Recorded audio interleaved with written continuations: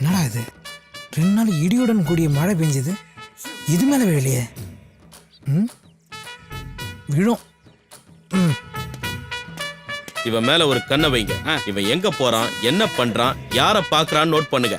இவனை ஸ்டேஷன்ல வச்சு உதைச்சா பல உண்மைகள் வெளியே வரும்.